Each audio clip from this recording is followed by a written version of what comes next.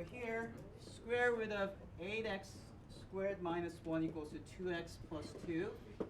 Square both sides, that's 8x squared minus 1, 2x plus 2 squared.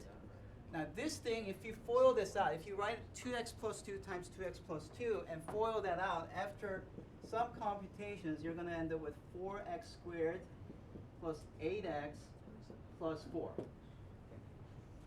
Now I want you to practice this a lot so that that calculation is almost immediate. Notice that I actually did it in my head. You can do that. If you, with enough practice, you can actually do that. Okay? Now, I see that there's 8x squared and 4x squared. These are like terms, so I should subtract 4x squared, both sides, to get rid of that. And here I have 4x squared. I subtract 8x both sides, so that's minus 8x here. Subtract 4 both sides. Negative 1 minus 4 will give you negative 5. Okay?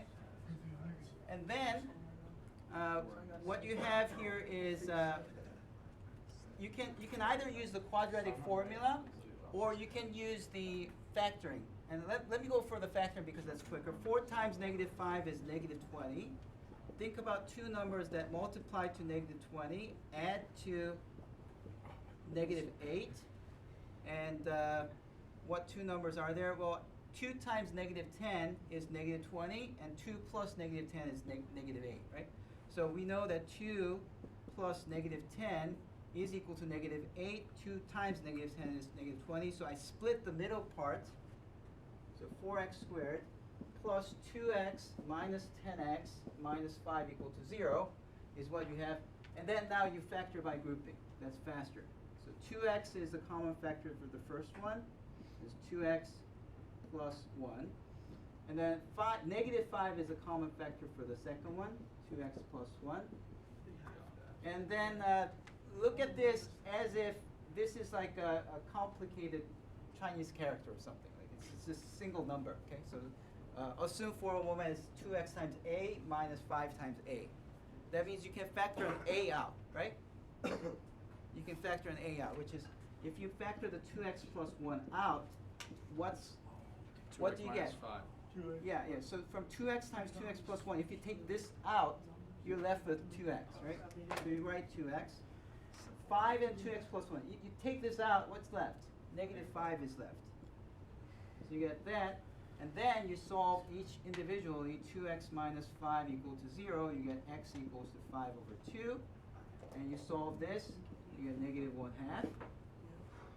Now, remember, this is an equation with a square root, so these may have fake solutions. So be careful of that. And actually they both work, right? Yeah. Right. So it doesn't end here. You actually have to plug it in here, both sides, to see if it works or not. And if you did that, you're going to find that they both work. Okay. I'm doing this really fast, so just check that later. So the answer to this question is these two. Okay. 5 over 2 and negative 1/2. They both work. Let's move on to the next one. I did D before, so let's try the E. Square root of x cubed plus 4x squared minus 9 equal to x plus 3. Okay. Square both sides, because we know that that's going to get rid of the square root. And this side, it's going to be x squared plus 6x plus 9. Move everything to the left side. You get x cubed plus 3x squared minus 6x minus 18 equal to 0. Oh, it's a cubic equation. I've never told you how to solve cubic equation. But the only type of cubic equations that you're going to get here is either ones without this, so that you can factor an x out, you get a quadratic equation, or an equation like this one where it's actually you can factor it by grouping. Okay, so if you factor it by not all cubic equations can be solved by grouping, but I'm only going to give you the ones that can be factored by grouping. Okay, so factor the first two. What's the Maximum common factor between these two. X squared. X squared, exactly. So if you take the x squared away from x cubed, what's left? X. Take the x squared away from here. Is it 3. What's the largest common factor between negative 6 and negative negative 6. 18? Negative 6. So you factor negative 6 out. X. You take the negative 6 out, you're left with x. What's negative 18 divided by negative 6? 3. Plus 3. Now you see that x plus 3 is also common, so you factor the x plus 3 out, and you get x squared minus 6, x plus 3 equal to 0, which you can solve. You can solve it by saying x squared minus 6 equal to 0, so x squared is 6, so the x is plus or minus square root of 6. Over here, x plus 3 equal to 0, so you get x equal to negative 3. Okay? Now, if you try both of these, you're going to find that all of these work again. Okay. Yeah. That's going to take a while, so I'm going to skip that step. But if you try all of these 3 solutions, you're going to find that they all work. Okay. All right.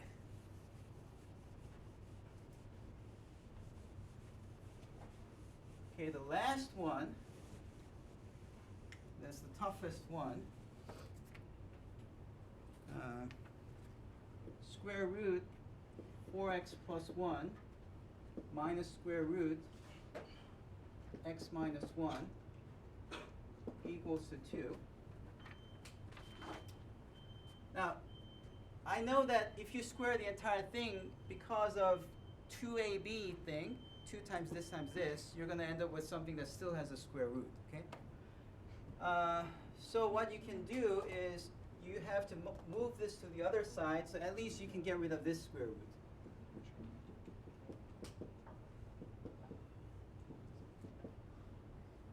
So I move this term to the other side, and now you can square both sides.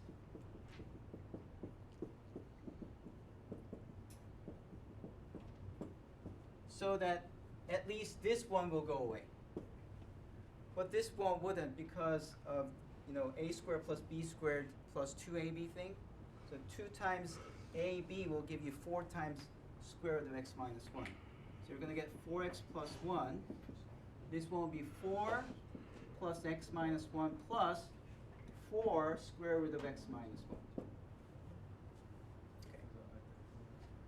Okay. So that's something that we don't like. We still have a square root.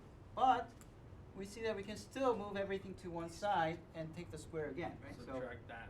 Yeah, right. So subtract x, both sides is 3x.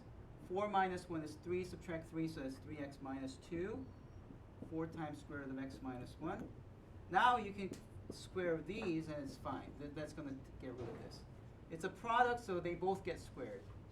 This side will be 9x squared minus 12x plus 4. This will be 16 times x minus 1. The square root went away because we squared the square root. And if you simplify this, that's going to be negative 28x and then plus 20. Okay, what's that? 180, 18 and 10. Okay.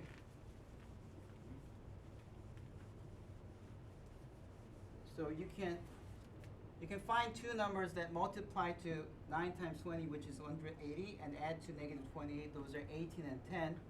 So I'm going to take the middle number and split it into 9x squared minus 10x plus minus 18 x plus 20. Now, check that these two are indeed the same. Are they same? What's 10 plus 18? 28. So these two are indeed the same, right? But this one is better because we can factor by grouping. We factor by grouping, get an x out, get a 2 out. 2 times 9 is 18, so it's 9x minus 10. So now that it's x minus 2, 9x minus 10 equal to 0. and you get x equals to 2 from here, x equals to 10 over 9 here. Okay. So that's how you get the solution, but we're not done yet. What do we have to do? You have to plug in these numbers. And if you plug in 2, that gives you 3 minus 1 equals to 2. So if you check, this is easy to see. This one, oh, that one I really have to do. This is complicated. 4 times 10 over 9, that's 40 over 9, but then that's square root of 49 over 9, the first one. If you plug this in here, that's plus square root of 1 over 9. And that's 7 over 3 plus 1 over 3, which is 8 over 3. Is that, oh, sorry, that's a minus. That's 6 over 3. Is that equal to 2? Yes, it is. So it does work. So both works. So these are both solutions. All right, so that was a super quick solution of all the questions. And it will be really hard to follow me, but if you stop the videos and check these, it should be okay.